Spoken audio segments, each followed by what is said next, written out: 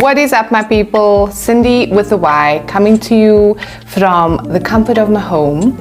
I am speaking today about a real talk subject because I realize that a lot of my viewers actually enjoy the realness that I bring. And so if you are a first-time viewer, welcome. And if you are a returning viewer, thank you so much for joining me again. So the topic that I want to speak about today is body shaming. So I've mentioned in my previous videos that I am a dancer, and I started dancing when I was very young. At the age of 6, I was in ballet, moved on to different types of performing arts. But what I did was I needed to be in a ballet costume. So a ballet costume doesn't leave much to the imagination. It is your leotard, your tights, your ballet shoes, and your hair is neatly tied up. The teenage years when my body started changing, so then, you know, the body was different, my thighs were thicker, my bum was bigger, and automatically I started feeling insecure about how I looked. I also grew up in a house with 3 siblings, and when we argued or when we fought, because my sisters were taller than me, they're still taller than me, and a little broader than me, the way I defended myself was with my mouth. So I would say things in my defense to try to attack them, and they would do the same to me, but I would body shame them with the things that I was saying.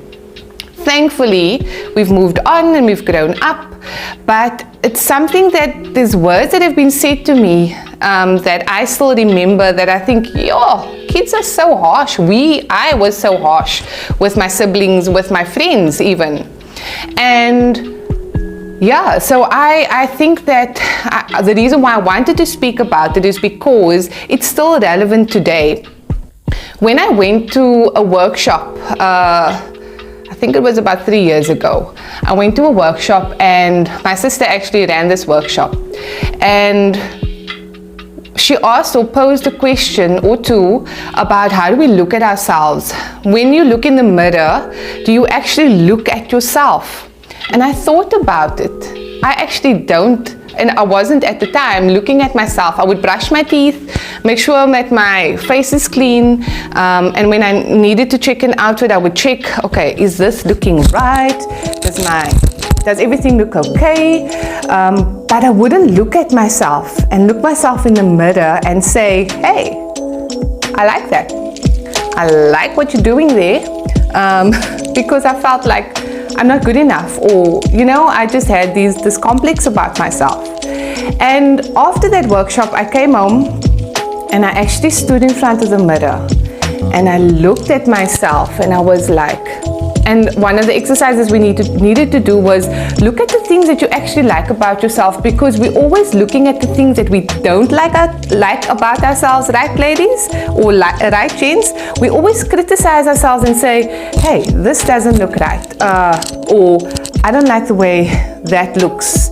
But when I looked in the mirror and I started looking at myself differently, not in a conceited way, or not because I feel, oh, I love myself. No, because I wanted to look at myself and look at the things that I actually liked. So I looked down at the mirror and I looked at my legs, and I was like, actually, I like my legs. I like my calves. I like my mole.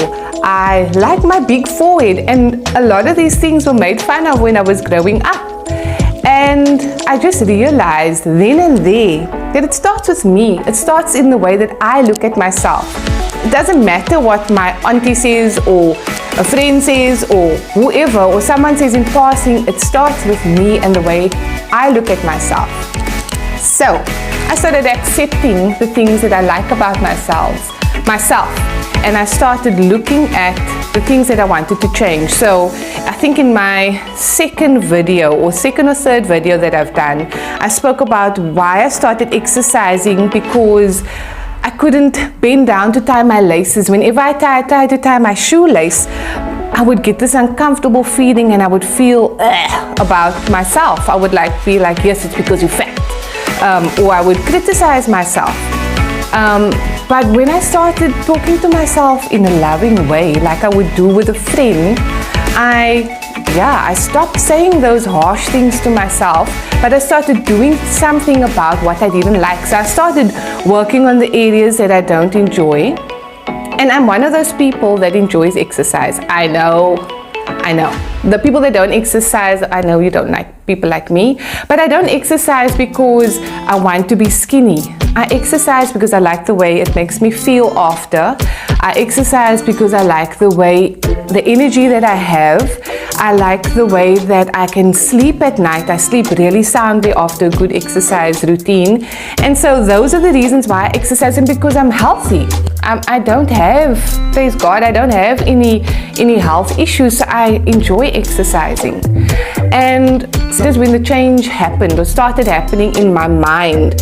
So now when I look in the mirror, I don't just brush my teeth and clean my face. I look at, hair looks good, girl, today, or whatever. I would compliment myself because, hey, sometimes I don't have a partner that is telling me this. So why can't I tell myself and feel good about myself? There's nothing wrong. It's not conceited. It's self-love. And the reason why I think that this is very relevant is because if I look at the way my daughter speaks to herself, at 4 or 3 years old, she was saying to me that she doesn't feel pretty because her hair is curly, because she's chubbier than her friends. And I needed to show her examples of influencers. I needed to show her examples of day-to-day women that are beautiful with curly hair, that are beautiful because they're thick and curvy. I needed to show her examples in everyday life of people that don't look like Barbie. And I'm not trying to shame the people that are skinnier or the people that look different and that are not curvy, because that is also body shaming. But I want us to speak and teach our kids that there is room for all of us. And I use this example with my daughter. I said to her, imagine, I watch rugby, so imagine there is a sports person or a guy that tries to try out for rugby that's really skinny.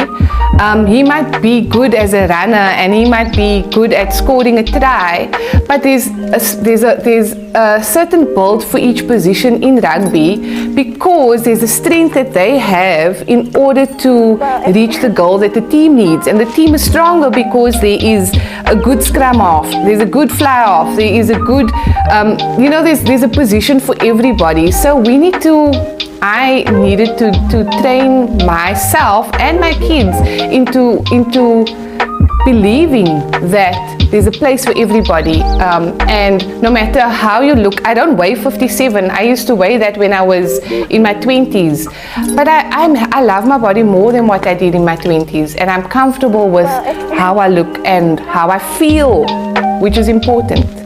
So the reason why I also wanted to speak about this is because I was at a family function and an uncle came to this family function, and we were greeting and we were speaking and stuff, and my uncle says to my nephew, who is 7 or 8 years old, oh, hi Fitty, or he said something in that remark, and I was like, is nobody going to say something about this to this uncle who we love and respect and we think highly of? But is nobody going to say anything? It's up to us. It's up to us to say something. And I was like, I'm also an adult here in this room, but I didn't feel like it was my place to say something to my senior, my uncle. But that remark is going to sit with my nephew, and he's going to remember that comment the next time he eats something or the next time he wears his clothes, and that is eating on his way of looking at himself. And Fetty is fatty, if for my overseas viewers, but I just think that we need to stop the narrative and change the narrative and teach our kids and teach ourselves and teach our parents and our elders how to speak kinder and better, because it starts with us. So that is my speech for today. I just wanted to bring in the real talk. Let's stop body shaming. Let's celebrate those who are leaner. Let's celebrate those who are curvier. Let's celebrate those who look different, those in wheelchairs, those who look different to us. Let's accept people as they are. There's a place for us all. If we were all looking the same, we'll be like robots. We wouldn't have people that could sing well or dance well or act well. There's a place for all of us. Yeah, we can't all be the same. Life would be terribly boring if we were all like robots, walking the same, looking the same. We are unique and beautiful as we are. And let's not compare our kids or anyone else to another person, because that also stings and that also hurts. Yeah, and that is my video for today. I hope that you enjoyed it, and I'll see you next time. Bye bye.